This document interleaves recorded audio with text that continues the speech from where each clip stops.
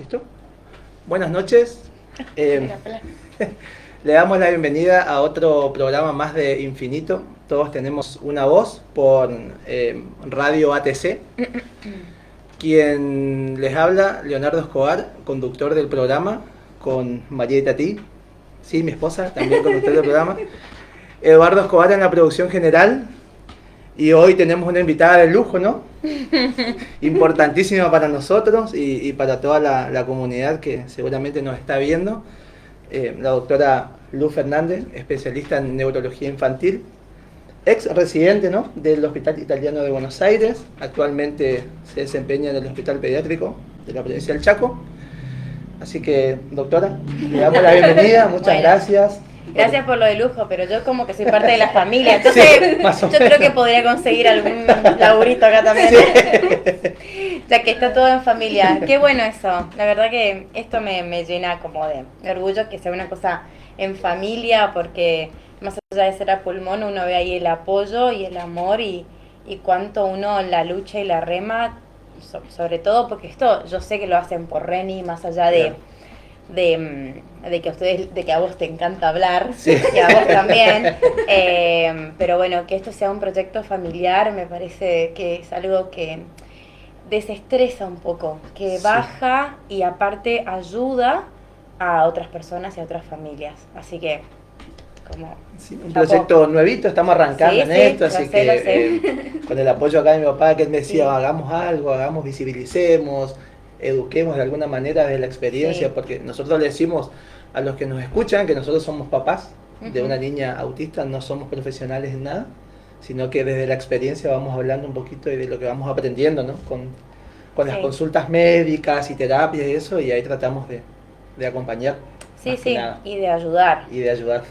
Y de también buscar en esta situación que cuando uno recibe una noticia de alguno de estos trastornos del neurodesarrollo, parece que ve un panorama muy de tormenta, y poder hacer estas salidas, porque esto es una salida que baja el estrés y más se impacta en la comunidad, es una buena forma de volcar esa nube tan negra en que puede salir el sol y uno puede continuar la vida de buena manera, ¿no? Claro. Sí. La tía está ahí como... Estoy re emocionada. Está re emocionada. Mucho cariño acá. Sí, mucho cariño. La doctora que nos acompañó y no es muy objetivo este. No, pero está bueno porque se va a hacer como la charla más distendida y que podamos, del otro lado, que la gente pueda escucharte y entenderte. Nosotros te conocemos, sabemos que sos muy clara, hablando sobre neurodivergencia y sobre todo lo que tiene que ver con eso. Y adentrándonos al programa, nosotros este segmento lo habíamos pensado no tanto hablar sobre definición de autismo, porque es algo que la comunidad ya lo viene escuchando hace mucho tiempo. Nosotros queríamos ir un poquito más allá, adentrarnos a, si se quiere, a la parte que no nos gusta hablar o que no sé tanto, ¿no? Esto de lo que va a ser la vida del niño, del joven, del adolescente. Y todo lo que encierra, ¿no?, los mitos, las verdades, lo que la medicina tiene a ciencia cierta, lo que se está estudiando, y por eso nosotros agradecemos que vos te hagas presente para evacuarnos dudas, ¿no? Bueno, y con respecto a esto de lo de la definición, no sé si escucharon, ya que este es un programa de actualidad, que hace días Jutta Fritz, la conocen, que fue una pionera en lo que fue el desarrollo de la definición de autismo y sobre todo esta palabra espectro, que ella misma es una persona, es una neurocientífica, una psicóloga de Londres, que publicó, que fue la que elaboró la teoría de la mente, la teoría del eje central en las descripciones de las personas con autismo, y que fue como que la pionera en determinar la palabra espectro dentro del trastorno del autismo. Bueno, ahora, hace unos días, ella dijo, me parece que espectro no va más. ¿Escucharon esto? Sí, lo estuve leyendo hoy de Mati Cadaveira, estuve hablando un poquito de eso. Mati también, bueno, porque fue un boom en realidad a nivel mundial. Y a mí yo cuando leí dije, leí 2 veces porque viste que las fake news están ahí como... Bueno, Jutta hizo una grieta en los a favor de Jutta y los en contra de Jutta, porque ella lo que dice que esta definición de espectro es como que se empezó a incluir A todo, A todo lo todos, neurodivergente que tenga algo como hipersensorial, chau, dentro del espectro autista, y como que se desdibuja un poco este concepto, y ustedes saben que las escalas para evaluación de autismo, la evaluación estricta, más allá de lo que sea para la persona y la familia, es funcional a la investigación en autismo. Claro. Entonces, si empezamos a sobrediagnosticar o a meter todos en una misma bolsa, es como que la investigación va a empezar a flaquear, Claro. ¿no? Y también pone en jaque como que no hay una evidencia sustentable y científica que sustente a esta nomenclatura que tienen los autistas, que es el término de masking o camuflaje. Y ahí se armó otra guerra a favor de Utah o en contra. A ver, yo creo que está bueno, porque no podemos seguir hablando después de tantos años como que la misma definición o la misma cosa. Está bueno decir, bueno, che, pará, vamos a reevaluar lo que estamos reevaluando con criterios específicos y sobre todo para definir estos apoyos. Y con respecto a lo del camuflaje, ella pone como en duda esta terminología porque dice también que no es netamente de la persona con autismo, que otras personas también pueden hacer este camuflaje no más que es cuando uno de manera consciente o inconsciente solapa sus características, su sintomatología de autismo para adaptarse socialmente. Entonces, no sé, esto es una descripción un poco más como estricta en autismo en mujeres, que es todo un mundo. Entonces, y también habla de que este sesgo de género no está tan bueno, también hace, bueno, puso en jaque un montón. Era un quilombo, que ¿saben qué edad tiene Utah? No. 89 años. O sea, bueno, pero bueno, se replantea lo que ella misma junto a Baron Cohen, allá estamos hablando de los 80, los plantearon, que son los pioneros en esto de la teoría de la mente, sobre todo de decir, bueno, a ver, vamos a redefinir, sobre todo para la investigación, que siga siendo un fuerte principal. Y bueno, volviendo a este camuflaje también, porque el diagnóstico en muchas personas adultas que tenían a veces como esta carga social, ¿sí? Una de las características que decían, bueno, yo estoy imitando esto para solapar quizás mi dificultad en habilidades sociales. Es cuando, no sé, estás en una mesa y alguien cuenta un chiste o algo en doble sentido, yo no entiendo. Bueno, y todos se ríen, entonces yo claro, me río, pero no entendí el chiste. Claro. O los dobles sentidos. Bueno, eso es camuflar un poco. Vieron que las personas con autismo, una de las características en la adultez es esto de entender muy poco la lectura a veces que hace el otro, del otro, cuando hace un chiste o cuando habla en doble sentido, lo entienden como todo muy literal. Claro. Ay, no sé, me quemó la cabeza. ¿De verdad se te quemó la cabeza? O sea, le cuesta un poco hacer esta diferencia que está hablando, no, estoy quemada por el día que tuve. Ese doble mensaje que tienen no lo logra entender. Entonces, se habla de este camuflaje, que ellos saben de su dificultad, entonces están como constantemente alertas a lo que es socialmente aceptable, y yo escondo lo que me pasa y trato de imitar socialmente, lo cual es agotador. Sí, me imagino. Bueno, esta mujer pone en duda porque en las personas ansiosas o con otros síntomas de salud mental, en los trastornos de ADD, por ejemplo, de hiperactividad y déficit de atención, también se puede presentar este camuflaje. Entonces dice, claro, no hay una evidencia científica tan posta que diga que es netamente del autismo. Entonces, a ver, yo no quería hablar de la definición porque dije, hasta que Utah sacó esto y dije, no, pará, tengo que hablarlo. Porque me parece importante que esto se vuelva para que sean las cosas más específicas, sobre todo para el abordaje terapéutico. Claro, a eso te iba a preguntar, ¿no?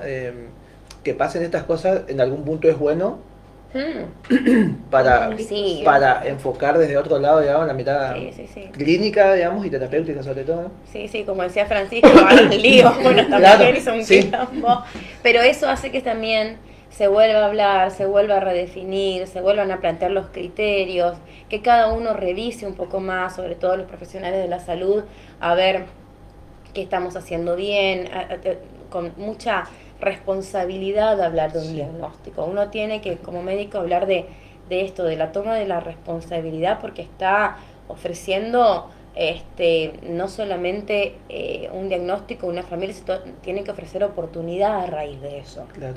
¿Sí? Bien. Tenemos que hacer un programa de 2 días cuando me... Ahora van a leer a Utah. Sí, ahora vamos a ir a buscar. Ahora vamos a ir a buscar.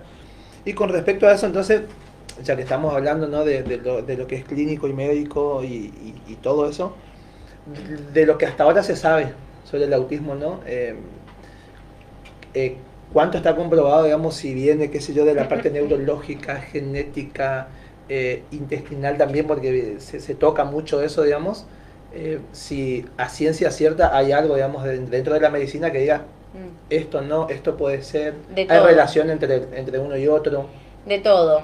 Lo que uno tiene que, o sea, determinar, o sea, saber que hasta la actualidad no está definido que esto causa el autismo. O sea, esto determina el autismo. Hay muchos factores causales, ¿sí? Porque sabemos que es una condición neurobiológica que se modifica a nivel estructural y funcional el sistema nervioso y que se van mostrando las características a medida que la persona va evolucionando en su desarrollo.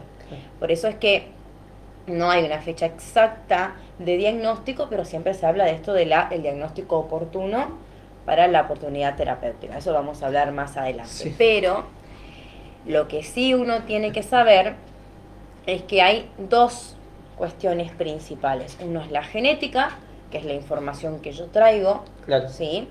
De mis genes. Por eso venimos ya. Con eso nacemos, ¿no? Claro. Y el factor ambiental, el entorno, que es donde más bola se le está dando últimamente. Sí.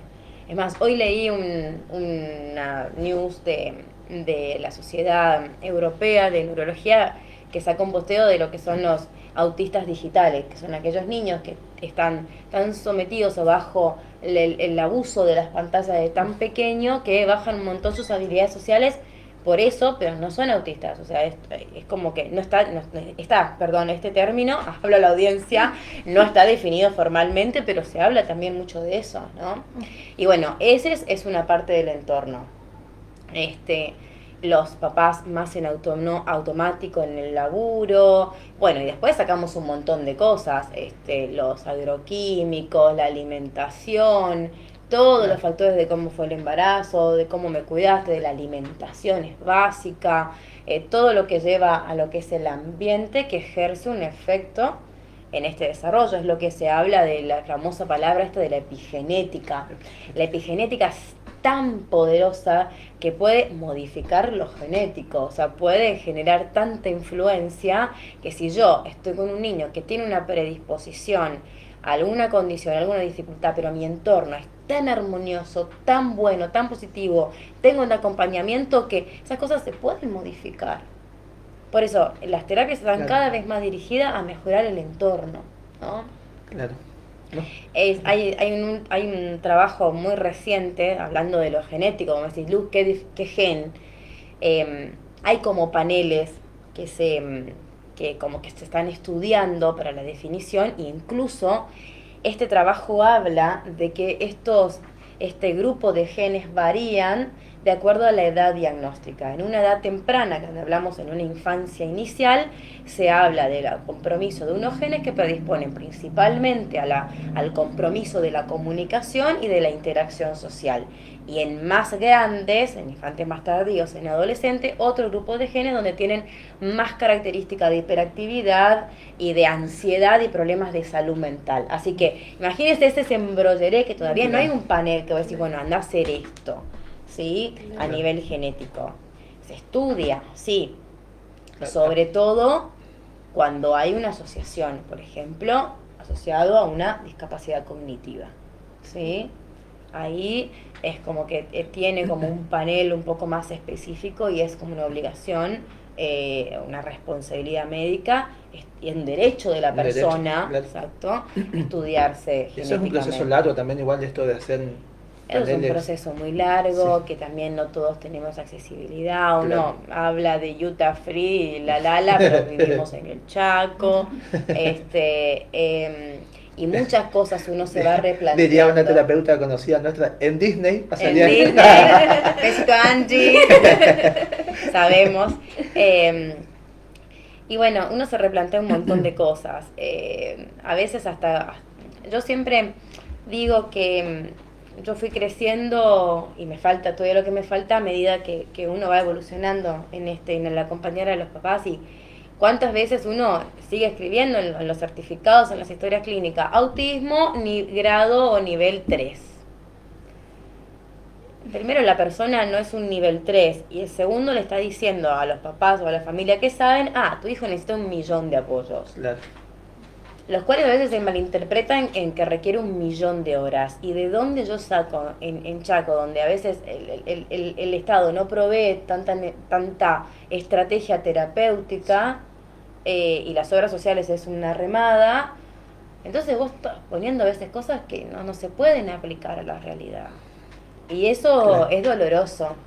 Pero bueno, burocráticamente o políticamente y burocráticamente es correcto. Ustedes saben que el CUT también es un derecho de la persona, porque eso, para bien o para mal, lo que puede proveer el Estado y las obras sociales necesitan eso para Claro. obtenerlo, y eso es algo que se merecen sus hijos, ¿sí? Claro.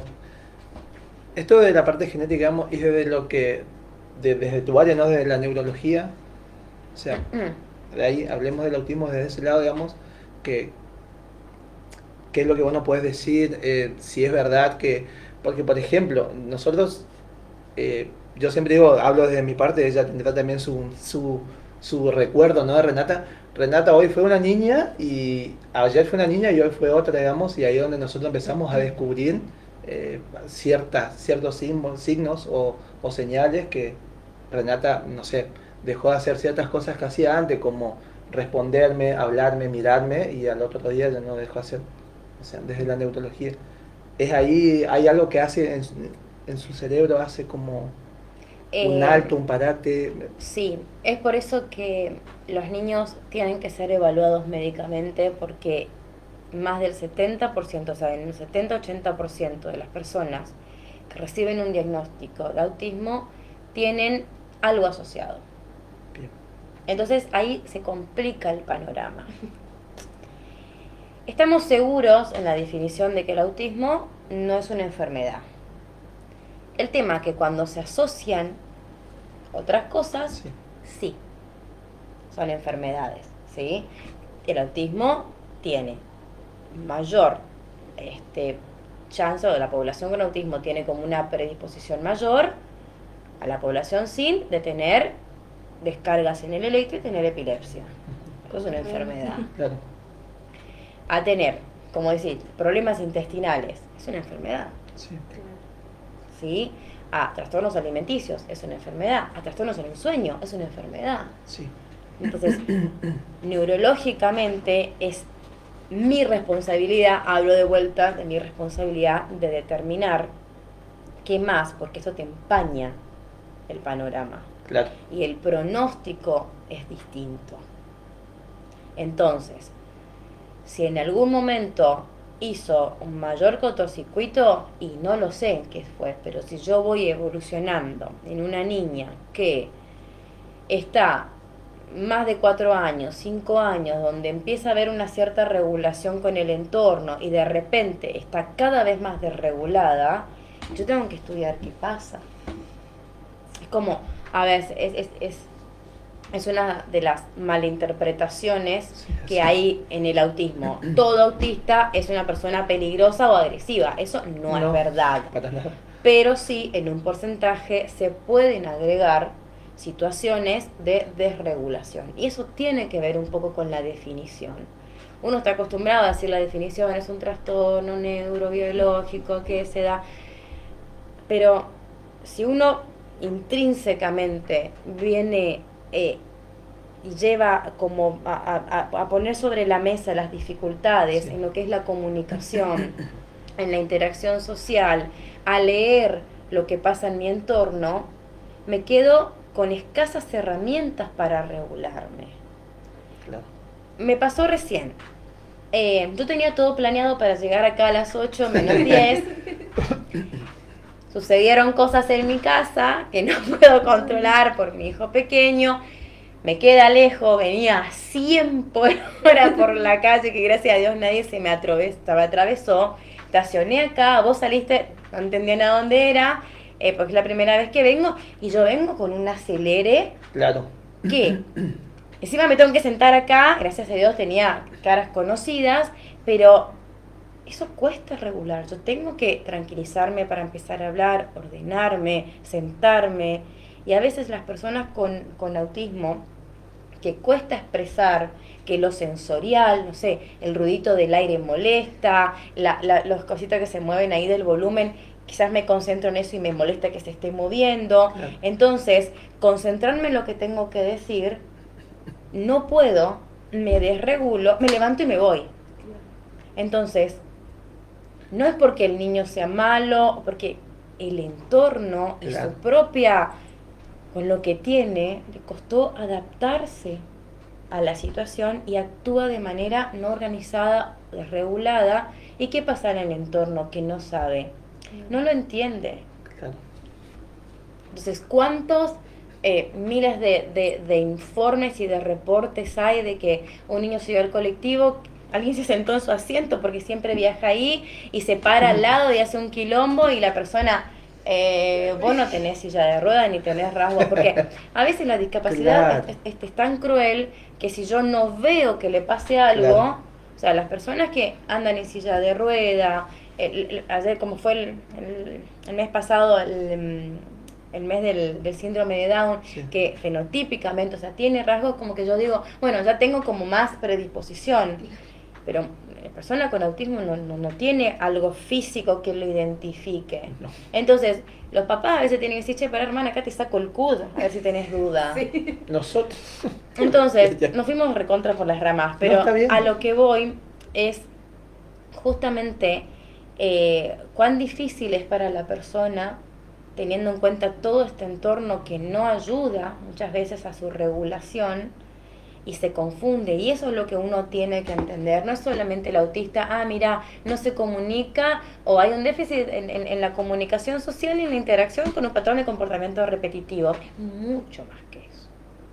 Es mucho más que eso.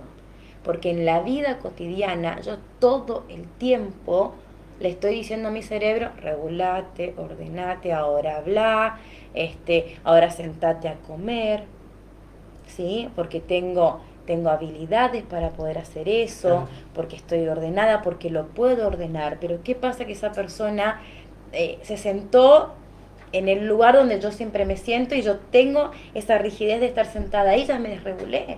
Y puede ser que me estén sirviendo a mi plato favorito y tiro el plato.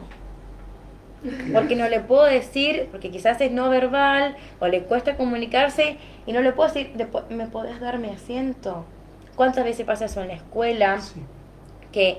Pero bueno, uno como apoyo, como padres, tienen que, a veces es duro tener que decir, bueno, mi hijo le pasa esto, pero a veces el ayudar a los otros contextos escolares, deportivos, a enseñarles lo que a él le gusta. Bueno, me pasó ayer en el cónsul con una familia que van a celebrar, es un niño con autismo ya que va a cumplir 9 años. Van a celebrar su cumpleaños en el pelotero. Él en general, él te dice, yo no tengo amigos, pero quiere tener amigos porque tiene intención. La manera de iniciar una interacción social le cuesta un montón. Entonces, iba a ser en un pelotero y le digo a la mamá, ¿y qué juegos van a hacer? El flaco es fanático de las banderas de los países y sabe todas. Ya, organizante, con la psico, con su equipo, con el pelotero, digo yo, con el donde se van a hacer, porque claro. 9 años, organicemos un juego de las banderas. Claro. El flaco se siente bien y se siente que él puede participar con nosotros. Entonces, claro. Eso hace que sea un entorno amigable, porque ¿qué había? Y no, vaya y salta en la cama elástica. Sí, como en cualquier otro cumpleaños, pero es su cumpleaños, hace lo que él quiere, claro. Le digo a la mamá, ¿le gustan las banderas? Pues juego de bandera, vamos. Claro, que disfruten. Tenéis que todos los demás se adapten. Sí. Y justo que viene el mundial, Le digo, vamos, hacemos los equipos y que él se tenga que elegir si él sabe todo, va a ganar. Se va a sentir bien. Se va a sentir bien. Entonces, al menos en la fiesta de su cumpleaños, que él tenga este contexto armonioso que debería ser en todos lados. Pero si yo no lo preparo, yo sé que eso cuesta doble, pero si yo quizá no lo preparo, la animadora no sabe, conoce. Claro, ahí está la importancia, ¿no? Sí. De esto de anticipar todo, de programar con la otra persona. Sí, eso es agotador. Eso cansa un montón. Es agotador. Lo Por que eso, vivimos eso ¿qué a diario pasa si la persona, si todas las personas empezamos a mirar un poco más en a través del prisma de que no todo va al derecho? Sí. Las cosas serían muy distintas. Uno tiene que pensar que esta frase como que la recuerdo siempre, la discapacidad en algún momento de la vida nos toca a todos, Sí. a todos, ya sea con un hijo, ya sea con un hermano, ya sea con un padre, con nosotros propio, mismos, claro. que en algún momento Nuestro cuerpo deja de perdemos funcionar, habilidades, claro. Entonces nadie está exento y qué bueno sería, por eso yo celebro lo de la ley de educación inclusiva, porque los niños desde chiquitito aprendemos a convivir con lo diferente, con el otro, sin poner una etiqueta. Es otro, no le gusta que le griten, a él no le gusta que lo toquen, a mí no me cuesta matemática, yo soy muy malo en fútbol, y cada uno con su fortaleza, sobre todo, y teniendo en cuenta su desafío para poder ayudar. ¿Sí? Y los niños entienden súper rápido. Y los niños son los mejores. Y nos enseñan a nosotros los mejores. Sí, bueno, es una estrategia terapéutica y pedagógica en la escuela, identificar a un niño con el cual haga match, diría. Entonces lo ayuda un montón. Lo ayuda un montón. En la escuela de Renata cuando empezó primer grado, ¿te acordás? Cuando empezó primer grado, el primer día, Reni no fue el primer día, fue el segundo. Y la señora se ve que le dio una charla. Cuando entró Reni, todos los chicos así, los movimientos lentos, bajaron el volumen. Claro, la bienvenida era. Sí, qué bueno. Despacito, ¿viste? Bueno, genial. Claro. Genial. Y fue. Y en la reunión de padres, cuando tuvimos, que era una actividad compartida, digamos, una nena vino y le dijo al papá que estaba al lado mío: ella es autista, no tenés que hablar fuerte. Y como a los 6 años estaba enseñándole a una persona adulta, y me acuerdo que la mamá le retó y le dijo: ¿por qué decís que es autista? Y yo le digo: no, está bien, es autista. Bueno, viste, ahí está, los adultos es como que, sí, se asustan. Claro. y pero ¿por qué no nos acostumbramos? Yo siempre pienso, Y es como, está señalando a la hija, y yo le digo: no, está bien que ella sepa y que ella empiece a... y porque es algo que lo toman como, bueno, es parte de, o sea, es nuestro, claro. no pasa nada, no es una manera distinta de convivir al mundo, no, estamos todos en el mismo mundo. Claro. Viste que se habla, bueno, es una manera distinta de estar en el mundo. Yo también tengo una manera distinta de estar en el mundo, muy distinta a la tuya y a la tuya. Entonces, a mí esa definición no me va, pero fíjate cómo el adulto, que nosotros no vivimos eso. Porque antes, hace tiempo atrás, las personas ciegas iban a la escuela de ciego, la persona con discapacidad a la escuela especial, sí. La de sordo a la de sordo, o sea, había lo que se llama la escuela segregada, ¿no? Que eso cambió, entonces, y el autista no tiene lugar donde ir, bueno, hay una escuela autista. Entonces, que esto que sea todo con cualquier hijo de vecino, sí. Ayuda a la empatía. Y esa persona de 6 años dice sin problema la palabra autista. Sí. Porque eso no lo dice como un insulto, como uno de adulto. ¿Vieron cuando le insultaban a Messi? Este pibe es un autista, antes que gane el mundial, obviamente. Lo usa como, bueno, no, tienes estas características, nada, y te agarra la mano y vamos a jugar. Sí, sí. Ya está. Y ya está. Entonces, eso es lo que uno tiene que lograr. Afortunadamente, hay una gran camada de niños y de jóvenes que esta mirada ya está cambiada. Vamos por eso. Por eso empezamos este caminito también, así como para que la gente tenga otra perspectiva de lo que es el autismo. Porque por ahí se habla de autismo el 2 de abril y después ya pasa. Bueno, a mí, por ejemplo, hoy me pasó algo. Hay gente, yo entiendo la buena voluntad de hablar sobre autismo, de visibilizar, pero estamos haciendo siempre lo mismo hace un montón de años, digamos, hace mucho tiempo, y esto que cuando vos decidiste venir, a mí me alegró un montón porque, y sobre todo esto, digamos, hablemos del autismo desde otras cosas, digamos, Y ya. porque el autismo ya está visibilizado. Porque ya está, o sea, ya no colguemos más el globo azul, no pongamos el rompecabezas, pues, o sea, ya.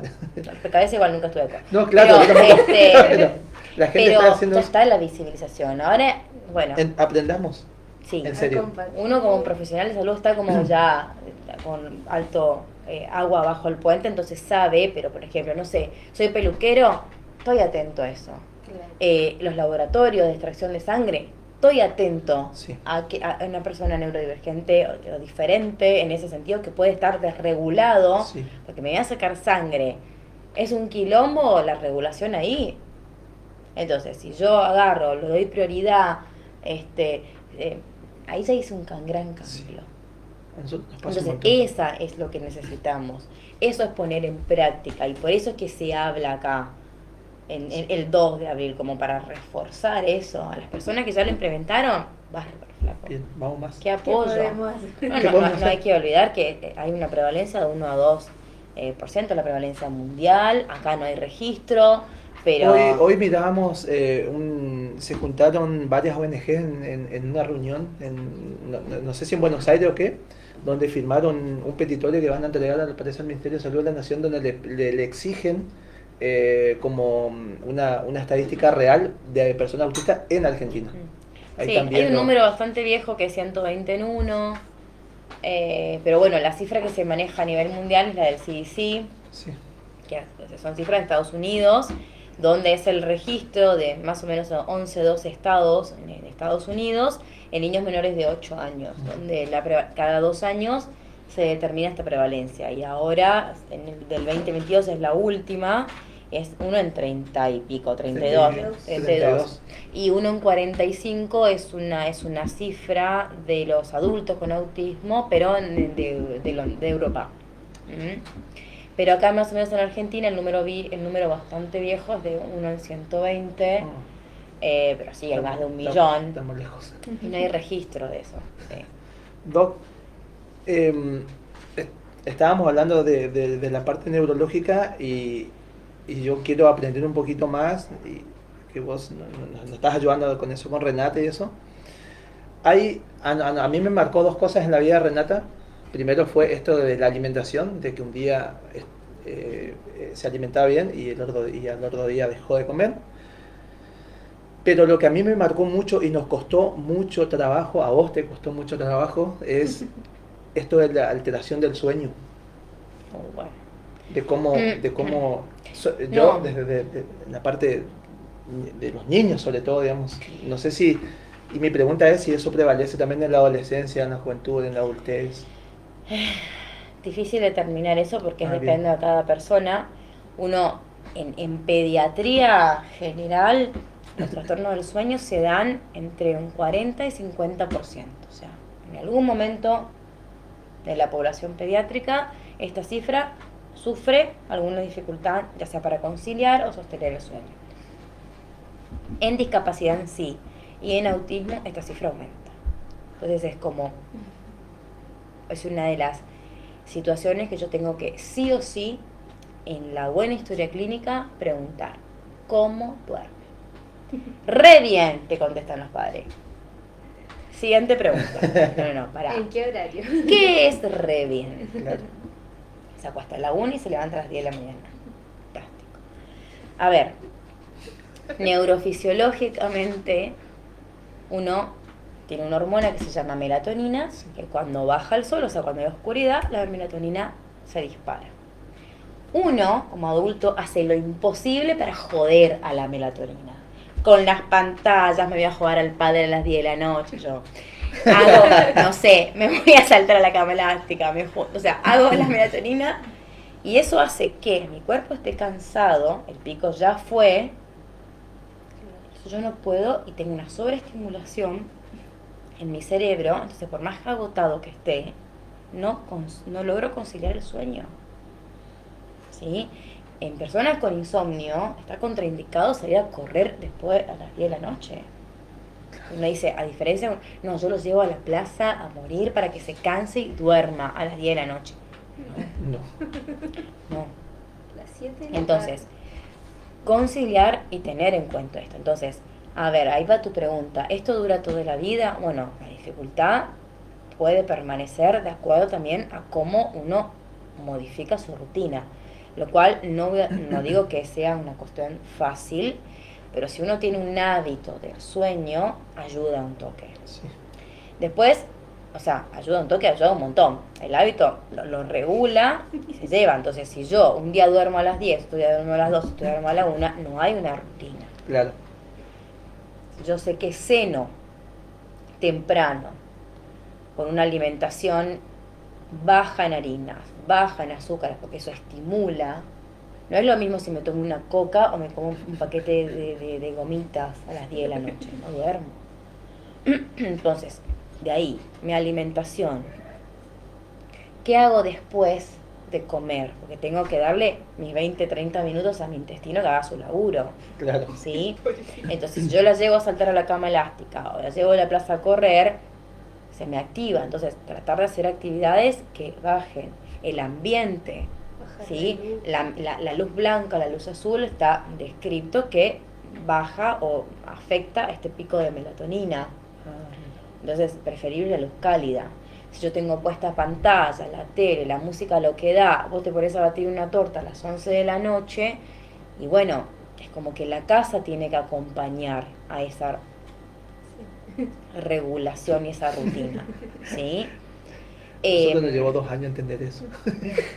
No es muy fácil. También depende el contexto. A ver, todo es muy lindo en la teoría y si uno vive en Disney, volvemos a esa frase. Hablamos de Disney cuando es lo ideal, ¿no? Claro. Uno en Disney la pasa. Pero la realidad no es. ¿Qué pasa cuando tengo muchos miembros en la casa, tengo otros niños? Bueno, si tengo otros niños, también tienen que dormir. Claro. La otra vez escuchaba a una médica experta en sueño. La primera infancia, el niño tiene que estar durmiendo a las 9 de la noche. Imagínate acá con el calor que hay, o sea, donde parece que uno vive después de las 7 de la tarde, que cuesta un montón. Yo cuando digo eso me viene diciendo, Imposible. pasa que después el cerebro, una vez que entra al sueño, empiezan lo que se llaman ciclos de sueño. Que en pediatría, bueno, de acuerdo al rango, pero a grosso y a criollo, dura entre 50 a 55 minutos, ¿sí? De acuerdo a la edad. ¿Qué pasa cuando el sueño se interrumpe o hay microdespertares? Ese ciclo no es que continúa, se interrumpe y vuelve a empezar. Entonces no es un sueño reparador. Esa pregunta nos hacías mucho. Sí. ¿Sí? O sea, si yo duermo 3 veces en el día, no es que no compenso. no compenso. No. Claro, tiene que ser Porque, continuo. es más, uno no evalúa el buen dormir, evalúa cómo está en la vigilia.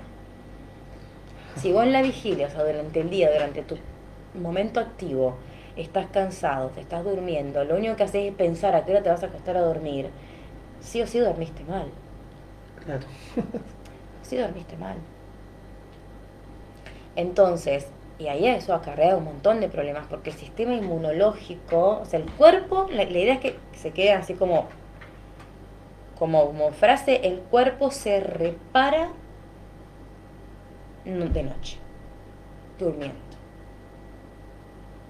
El sistema inmunológico, todo el sistema endocrinológico, el sistema de la defensa del cuerpo se repara, se reconstruye. La memoria se ubica, lo que tengo que asentar, aquello que no, lo que tengo que desechar, lo que no me sirve, ocurre de manera nocturna, mientras yo duermo. La siesta, primero que se duerme acá porque hace estos calores, no tiene que durar más de 60 minutos, pero para cualquier Mortal. persona, sí, mortal. Porque es tipo un reseteo.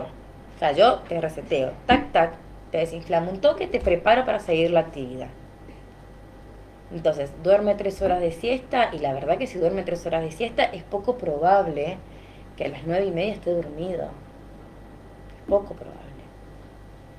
Entonces, podríamos hablar Sí, mucho.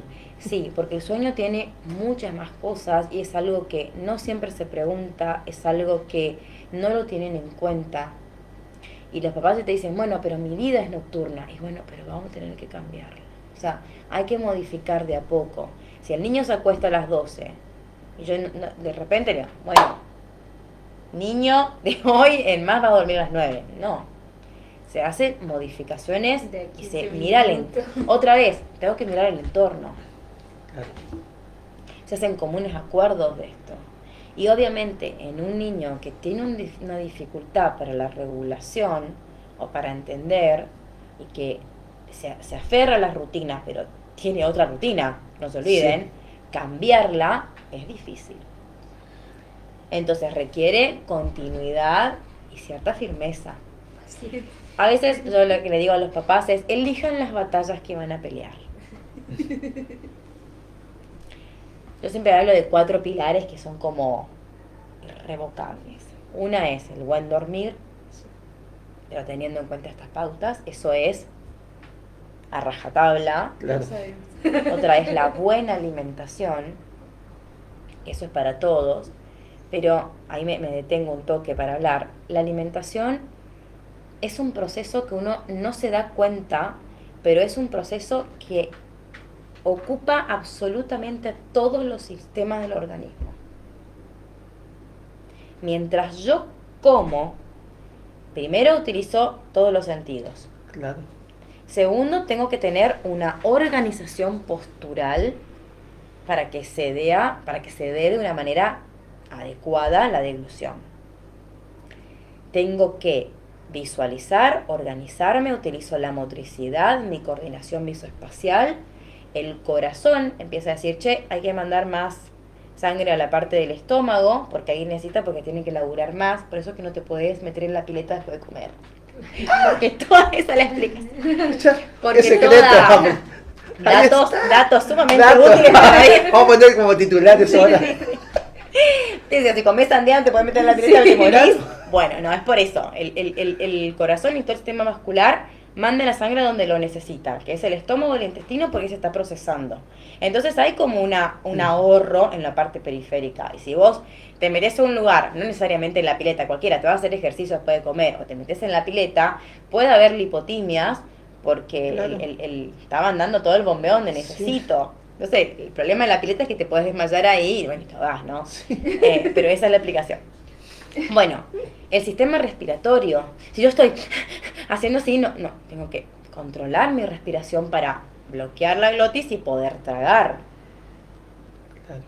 Y bueno, todo el sistema digestivo, por supuesto. Entonces, si no, todo el cuerpo tiene que estar abocado a comer en ese momento. En ese momento, claro. Sí. Pero por eso es tan importante. Entonces yo no puedo que el niño esté corriendo y yo llevándole la cuchara atrás porque que trague. No. Sirve. No, porque aparte el cerebro tiene que entender, tiene que ver lo que está comiendo para procesarlo. ¿Qué pasa cuando uno picotea todo el día? El cerebro no entendió, después no tiene hambre, salta comidas. Sí. Entonces, sueño, alimentación, actividad recreativa. Es un derecho del niño. La actividad recreativa, de cualquiera. Solo que en discapacidad hay un montón de factores que llevan a que eso no se dé. Primero, el entorno. No hay entornos amigables deportivos, o los hay muy pocos. Sí. Y están desbordados. Porque tengo que hacer terapia, no puedo llevarlo. Claro. Error. Pero bueno, esto hay que explicarlo. Porque en mi CUT dice que yo tengo nivel 3 y tengo que hacer todas estas terapias. Que lo puse yo, la misma que estoy diciendo que no. O sea, entonces el padre dice, pero pará, hermana, vos me acabaste de poner que tenés nivel 3, nivel 2. Tengo que hacer las terapias antes que la actividad recreativa. Bueno, eso sí se ha cambiado. Y la idea es que en el consultorio uno se tome el tiempo de explicar esto. Sí. Porque no hago actividad recreativa. Bueno, pero en estimulación juega. No es lo mismo. Claro, no es lo mismo. No es lo mismo. Siempre cuando cuento una anécdota de una mamá, que bueno, después de mucho tiempo logramos de corriente que lleve a su hijo a fútbol, que él quería. Y sale la madre indignada y me dice, Luz empezó fútbol, pero el profe no me dio ninguna devolución. Claro. Escuchame, pero la pasó bien, el pibe salió feliz, mañana quiere volver todos los días. Ahí está tu devolución. Claro. Pero estamos Yo acostumbrados mando, a eso. Claro. pero uno está acostumbrado. Sí, tenemos nosotros el que chip tenemos acá. ¿Cómo está? ¿Cómo Sí. fue? O- Ojo, yo también, mi hijo tiene 2 años que empezó el jardín. Yo espero que la maestra me dé una devolución. Y no, la pasó bien. Se portó re bien, mamá, chao. ¿Pero qué hizo? ¿Jugó? ¿Pegó a algún Bueno, compañerito? uno espera eso. Pero a veces uno también tiene que, bueno, la pasó bien, chao. Porque yo quiero que sea feliz y punto. Sí. Siempre Entonces, da vuelta. eso es importante, el tercer pilar. Y después está esto de las habilidades de la vida diaria, ¿sí? Muchas veces, y no los culpo, uno cuando, esto no es una fin de crítica, es de fin de aprender juntos, cuando una persona tiene discapacidad en la familia, uno intenta sobreayudarlo, sobreprotegerlo. Bueno, No, una yo lo burbuja. visto porque hace frío y tiene 10 años. O sea, no quiero que se levante más temprano porque hace frío, lo tengo que vestir yo para que se vista rápido. No voy. le cepillo los dientes. Bueno, las habilidades de la vida diaria, que es lo que a mí me llevan a ser práctico y aprender a defenderme, a tener mi autonomía e independencia, solo se logra con práctica. Entonces, le enseño cómo vestirse, cómo ponerse el pantalón o cómo ponerse la remera, para que de tanto practicar la rutina, lo mismo para ir al baño, para utilizar los cubiertos, para comer, todo lo que sean las habilidades que me llevan a la practicidad de la persona, eso es fundamental. Con cualquier diagnóstico eso es fundamental, porque eso me lleva a la autonomía. A la autonomía, a poder defenderse, a proteger mi cuerpo, al del otro, mi entorno, mi casa. Entonces, esos son los 4 pilares fundamentales y yo agrego siempre un quinto, que es lo de las pantallas, ¿no? Que no exponer la pantalla en los primeros años Claro. de vida, y ahí vengan de a uno, no es tanto por el niño, es por los padres. Cuando uno está con las pantallas, le habla menos al hijo. Se pasan Habla muchas menos. cosas por alto. Pasan cosas por alto, pero el caudal de palabras que tiene que recibir la persona por hora y por día se reduce. Claro. Se reduce un montón. Y ahí podemos. Y ahí podemos hablar todo. De estos 5 pilares, yo creo que uno se merece cada un módulo, porque es importante hablar a profundidad. Sí, está bueno. Y bueno, esto también es algo importante porque uno quiere hablar de estos 5 pilares en la consulta. Y hay un estudio que habla de que cuando la persona sale del consultorio y pasan 20 minutos, atraviesa la puerta, recuerda solamente entre el 12 y el 20% de lo que uno habla. Y ustedes saben cómo son las consultas neurológicas, son larguísimas, donde uno no habla de un montón de cosas. Sí. Entonces, lo que uno trata, no siempre logra, pero uno lo que trata también de reforzar en la terapia es primero la salud mental de los papás, de los cuidadores, y segundo, lo que se ha logrado. O sea, la fortaleza que tiene esa persona. Porque yo recuerdo también lo último que hablé. Y si yo, lo último que hablé es un bajón, me voy triste y se me predispone todo el día y eso lleva al estrés crónico. Bien. De tu lista Muy- que me querías muy hacer pregunta, bien. ni No, el no. 20% está. No, pero está bien porque en realidad engloba como de lo que queríamos hablar, porque queríamos llegar también, estamos hablando así de las primeras edades, ¿sí? Y podríamos irnos un poquito más allá, como esto es muy cierto, ¿no? Toda la habilidad que uno va a adquirir de niño para su autonomía, ¿no? Y su independencia, Sí. ¿sí? Para desenvolverse en lo que va a ser la vida. Sí, es preocupante o no, o sea, a mí me pasa, como papá me pasa, no es preocupante, ¿no? El futuro de mi hija, de qué va a vivir, de qué va a hacer, a qué se va a dedicar, va a tener la capacidad de aprender algún Sí. trabajo o hacer algo que le genere. Y bueno, la realidad a nivel mundial es que las personas con discapacidad en general, ¿no? Tienen una baja inserción laboral. Es así. Entonces, una de las políticas de Estados a cada vez impulsar más es a trabajos reales de las personas con discapacidad, porque si no dan como esos talleres o pasantías en que ganan 2 mangos, Sí, tampoco eso es real, es como una máscara, como, bueno, una curita a la situación, ¿sí? Entonces eso me parece que para mí es una prioridad, porque uno le pone como mucho huevo al infante, o sea, está bien eso, porque claro. eso modifica, porque uno sabe que el cerebro tiene su máxima potencial en los primeros 3 años.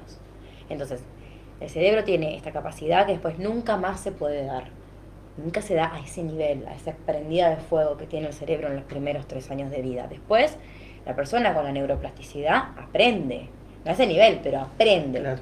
Entonces, a lo largo de toda su infancia, adolescencia, uno siempre tiene que trabajar en estas habilidades de la vida diaria y en cada vez ir escalando cada vez más Sí. para poder lograr que esa persona esté preparada para una inserción laboral. Bien. Doctora, y otra de los miedos y esas cosas que uno tiene como papá, ¿no? Siempre es a futuro, porque yo en algún día no voy a estar, en algún momento no voy a estar, Renata va a estar sola y los dos papás también piensan lo mismo, ¿no? Em, hay como un rango de edad, hablando de un tema feo, que no es agradable, ¿no? Pero estamos hablando de mortalidad, digamos, de la persona con autismo, se habla de que no tienen una edad, digamos, como muy avanzada de vida o muy prolongada. Sí. Eso tiene que ver con factores, yo el otro día te comentaba, ¿no? Esto de, no sé, alto umbral de dolor, Sí. acá yo había notado, porque no me quería, falta de actividad física, que es lo que Sí. vos decías, mala alimentación. Es una realidad. Bueno, primero no digas cuando te vas a morir o si no faltás. Es decir, si yo me voy 10 días a Villa Carlos Paz, porque me lo merezco, No, Reni, ¿se puede quedar a cargo de la casa? Bueno, a lo que vamos en tratar de siempre como buscar un poco esta mirada positiva, Sí. ¿no? Pero Esa es es muy otra. difícil de salir de ahí. Claro. Sí está descripto y definido que las personas con discapacidad en general y la persona con autismo que requiere un gran acompañamiento, tiene mayor morbimortalidad. Eso. Porque duerme mal, por estos pilares, porque se alimenta mal, porque no hace actividad física y uno sabe que lo único que tiene certeza que uno puede comprar como un boleto de cierta seguridad es que si uno desde pequeños hace actividad física, el cuerpo está tan fortalecido que tiene menor riesgo de que ocurran enfermedades cardiopulmonares. Eso es lo único que tenemos certeza los humanos. Y hay un trabajo hermosísimo de yoga en pacientes con demencia. O sea, las personas que practican yoga tienen una cobertura, o sea, ayuda de la salud mental y que tienen menor índice más adelante de tener demencia y Alzheimer, ¿no? Eso es un artículo buenísimo. Entonces, ¿qué pasa con la persona con autismo, con discapacidad, que requiere un acompañamiento? No va a hacer actividad física, como hablábamos recién en uno de los pilares. Entonces tiene mayor riesgo. Su alimentación, no todos tienen trastornos de alimentación, pero sí en un alto porcentaje hay selectividad, trastornos intestinales, a la cabeza. Entonces los nutrientes que tiene que recibir no los recibe, hay mayores deficiencias, no intolerancia, ojo, deficiencias, sí, que no se diagnostican. Lo mismo ni hablar del sueño, entonces apneas del sueño, mayor predisposición a obesidad o anorexia. Entonces todo eso a la larga, sin resolver, y sí predisponemos a enfermedades. Y por ende, muchas veces a muerte prematura, ¿no? Claro, sí, eso yo lo de esta. Claro, porque ahora nosotros estamos acompañando a una familia, así, ahí como algo, ¿viste? Entonces uno quiere saber como para poder acompañar, charlar y ser apoyo, ¿no? Desde eso. Doc, y otra pregunta que no quiero dejar de hacerte es Sí. medicación. Médicas. Nosotros, la familia autista, ¿no? Tenemos como, escuchamos una o dos devoluciones a los médicos y hay una que se enciende una alarma que es esa justamente, ¿no? Sí. Vos estamos en la consulta médica y la doctora dijo, bueno, vamos a probar. Y ahí se entiende, es algo... Es horrible. de- ¿Alguna vez Como un tomaste cachete. medicación vos de algo? sí. ¿Qué, por ejemplo? Para la presión. Para la presión me Para mediqué. la presión. Me estuve medicando. ¿Leíste el prospecto de la presión? No. Tiene un montón de efectos adversos. El hermoso en el april más común, vos lees el prospecto, tiene un montón de efectos adversos. Pero no lo leíste. ¿Cuál leíste? El de la rispe, el aripiprazol, porque Me lo los sé de memoria. fármacos de salud mental tienen como Asustan. asustan, es un tabú, entonces ¿qué pasa? Uno va y lee el prospecto. Pero en el april también tiene efecto adverso, te lo juro, lee el prospecto ahora. Pero pasa esto con las medicaciones de salud mental. Uno no tiene que perder la vista de que un médico cuando indica una medicación, un fármaco en salud mental, tiene que tener la certeza, o sea, el criterio por qué propone. No se pone por poner o por las dudas. Claro. Se pone con un objetivo. ¿Sí? Lo ideal es que ese objetivo sea transitorio, ¿sí? Que tenga un periodo. ¿Está? Si yo, es lo que se critica muchas veces, de que tengo una persona medicada años y encima con lo mismo, algo está pasando que no está acompañando. Es una pata más en la silla. Yo no puedo reemplazar la medicación, no reemplazo las terapias, no reemplazo el acompañamiento, no reemplazo la actividad física. En general, las medicaciones que más se usan es cuando hay mucha desregulación, cuando hay irritabilidad, ¿sí? Cuando la persona está tan desorganizada que empieza a agredirse o a agredir a otros, entonces uno intenta neurobiológicamente ayudar a bajar eso, ¿sí? Es por eso que ante esas situaciones así, cuando uno pone la medicación, incluso suspende terapias o suspende la escuela, porque necesita como reorganizarse, volver a regularse a nivel neuronal, ¿no? Neurobiológico, y poder volver a arrancar, ¿sí? Y ahí es donde uno siempre tiene que, como familia, saber que la indicación de un fármaco tiene que haber pasado por el método científico. ¿Qué es el método científico? Cuando uno es una medicación probada, ¿no? Claro. Cuando uno evalúa lo que es eficacia y la tolerancia, ¿sí? O sea, que la persona lo reciba bien, que no genere efectos adversos no deseados y que cumpla el objetivo por el cual yo puse esa medicación. Entiendo. Entonces, el fármaco ayuda en general a que las terapias, ¿sí? Que son la base, se las asimile mejor. Porque eso es lo que queda. Yo aprendo una estrategia terapéutica, me dura toda la vida. Claro. Yo saco el fármaco, chao, se fue. Pero el fármaco lo que hace es a veces mejorar esa adquisición de esa pauta terapéutica, por ejemplo, ante alguna situación de irritabilidad o de mucha desregulación. ¿Sí? Claro. Yo me acuerdo de Reni, que la medicación justamente de Reni empezó así, la llevábamos a terapia y vos me decías, ¿pero hace? Y yo decía, no, es como que quiere hacer todo pero no hace nada a la vez. Ujú. Salta, rebota. Bueno, por eso existe, o sea, no te puedo dar una medicación y nos vemos. Claro. Tiene Un que seguimiento. tener un seguimiento muy, muy estricto. Muy estricto. Porque Y también es nos habían ahí, dicho, sí, también donde- nos habían comentado estos médicos, Sí. estas familias, ¿no? Porque nos preguntan, nosotros ahora que lo estamos haciendo así como un poquito viral, vos sabés que yo me fui a la consulta neurológica o me fui a la consulta médica y es la segunda vez que voy y vos sabés que ya me hablaron de tal medicación. Bueno, depende del contexto. Eso, entonces yo a eso voy, digamos, como para aclarar eso, digamos, el médico ya está preparado, digamos, entonces Está bien. el depende- contexto le sirve, o sea, yo veo una, dos, tres veces a la familia y ya más o menos el médico ya sabe por dónde ir, ya entiende, Debería. debería, ¿no? En el Debería, caso. pero bueno, a ver, tiene que ver también, uno para poner una medicación también tiene que tener un buen vínculo con su médico. Y eso puede pasar que la familia a veces no encuentre contención en este médico. Me ha pasado a mí. Yo con familias no he logrado un vínculo. Entonces, a mí me parece que está bueno decir, bueno, ¿qué te parece si hacemos una segunda consulta o que te vea un colega? Porque vos lo que necesitas es que la familia entienda lo que está pasando y muchas veces uno no logra explicar o no logra esa conexión. Entonces, eso también tiene que ver. Porque si yo te doy una medicación, te digo, nos vemos dentro de 2 meses y no te expliqué nada de esto, ni los efectos no deseados, ¿no? Vos no le das la medicación, no le das.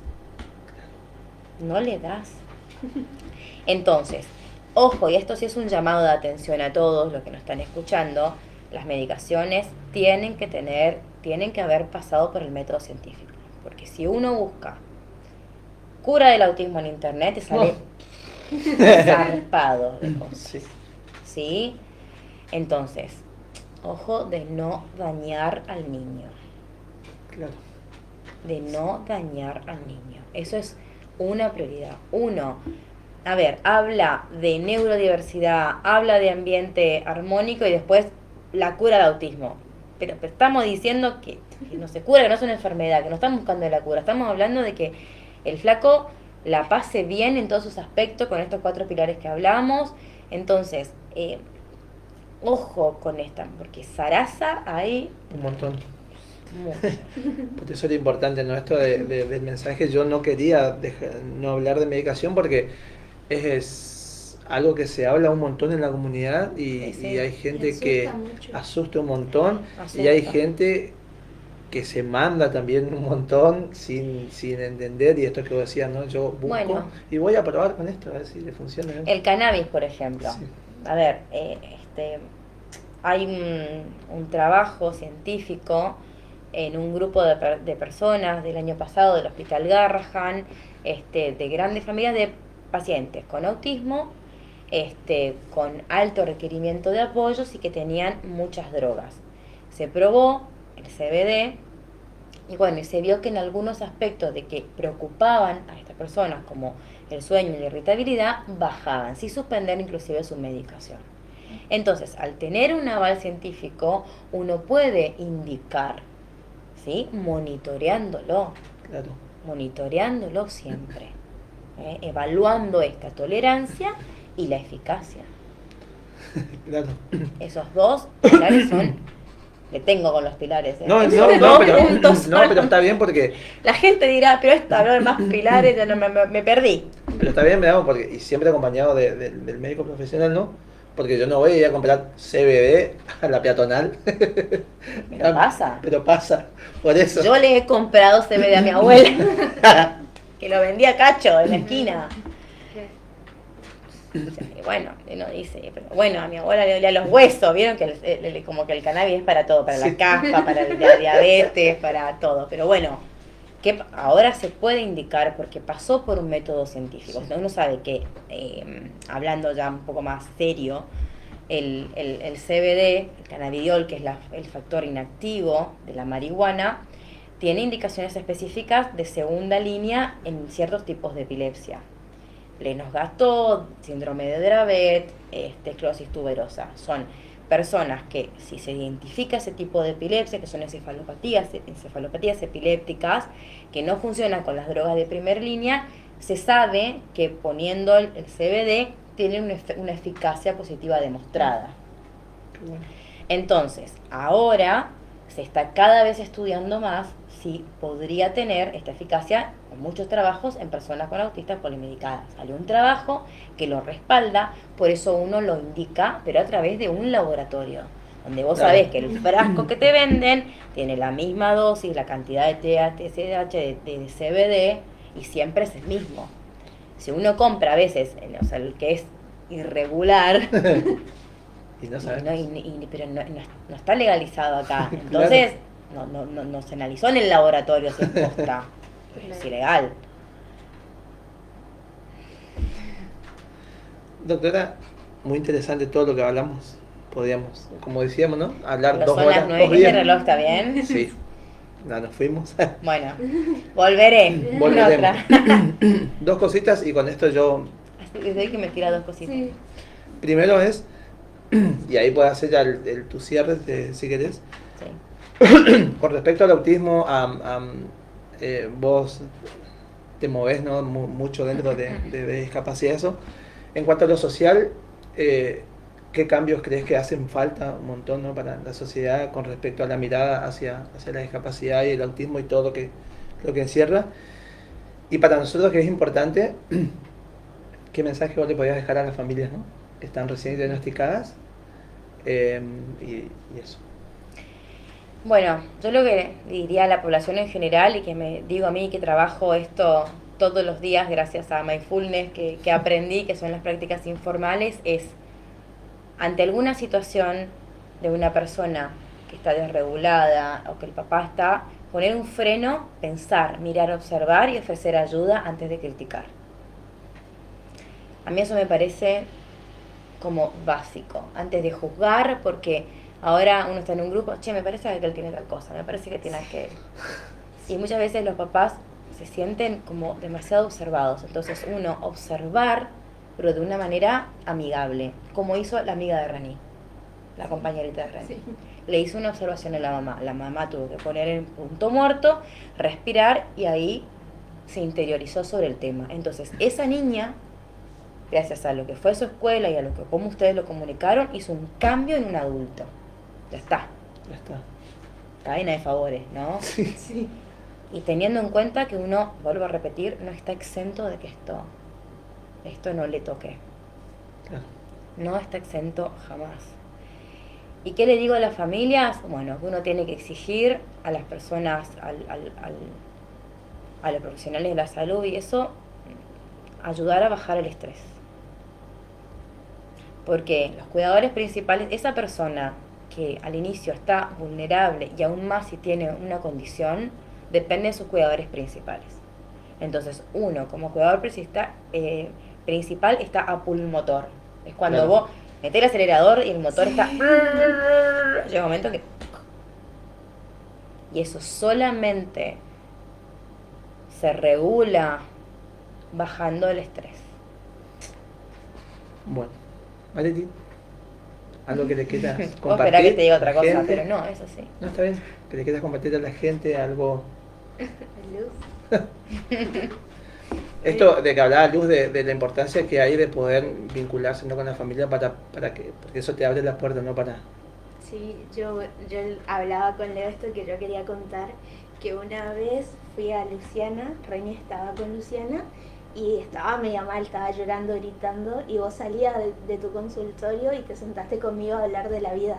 Tipo, o sea, escuchaste que Reni estaba mal y te sentaste no a hablar de Reni y del autismo, sino de, mira el auto que pasa. Y a mí eso me ayudó un montón.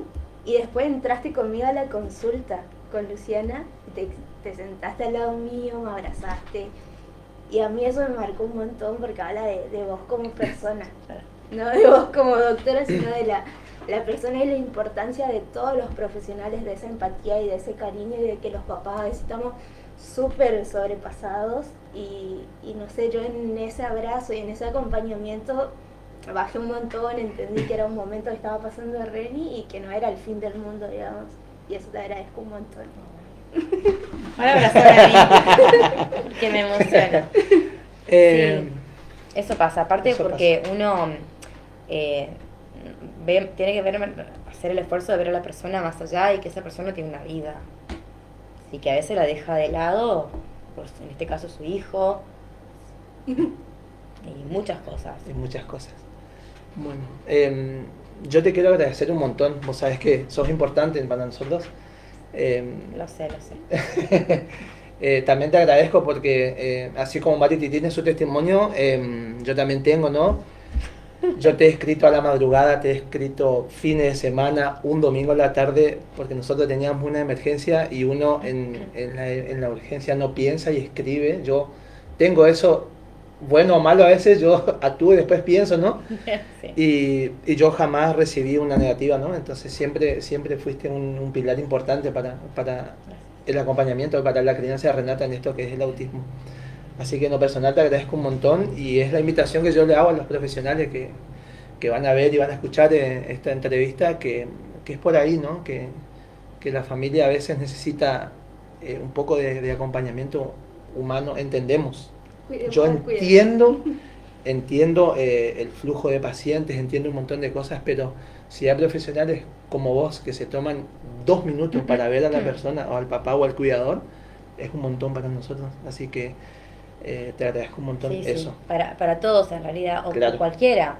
No sé, Todos. cualquiera que vea que está una persona que se hace en una crisis, que se acerca, ¿cómo te ayudo? Sí. O sea, no, ¿qué te pasa? ¿Tiene esto? ¿Cómo te ayudo? Sí. ¿Crees que te se ve el bolso? Ya está, pasa esto, ¿no? Pero uno, por eso es lo que hablaba del estrés, vive en automático. Y a veces uno como profesional, porque también me ha pasado, porque hay testimonios que quizás son lo contrario, que uno va en automático porque tiene que llegar, porque tiene que hacer cosas y quizás yo no me detuve. Pero voy aprendiendo. Sí. Puede pasar. Puede pasar, somos ¿Sí? humanos. Eso es Y el error exactamente. está latente siempre. Totalmente. Así que bueno, nuevamente, gracias Bueno, doctora bueno. por tu tiempo, gracias Mariti mi amor, Sí. por acompañarme, gracias papá por el espacio, Gracias. a los que nos acompañaron en esta entrevista, a los que van a ver el video, mucha información rica, Sí. demasiada, Los pilares. Dios quiera vamos a volver, Sí, sí. así iniciamos el mes de abril, ¿sí? Va a ser el mes de concientización sobre el autismo. Yo les agradezco un montón. Nos gusta esto que estamos haciendo, hablar de discapacidad, hablar de autismo. Es importante para mí, para mi familia, que la gente entienda que estamos visibilizando algo que cuesta un montón, pero que creemos que en algún momento vamos a hacer un clic y como sociedad vamos a cambiar un montón. Así que gracias papá por el espacio y nos vemos el miércoles que viene con otro programita. Bueno, Tú, Muchas gracias Marití, muchas gracias doctora Luz María Fernanda y Luz Fernández. Luz Fernández y gracias Leo. Nos vemos el próximo miércoles si Dios quiere con el programa Infinito. A ustedes los invito mañana a partir de las 20 horas. La voz del jubilado va a estar conducida por 2 jubiladas mañana, che. Y ¿saben qué? Va a venir un maestro del ajedrez para ver qué importancia tiene el juego del ajedrez en el adulto mayor. Así que mañana nos vamos a enterar. Será hasta mañana, si Dios quiere. Chao, chao. muy bien. Qué lindo.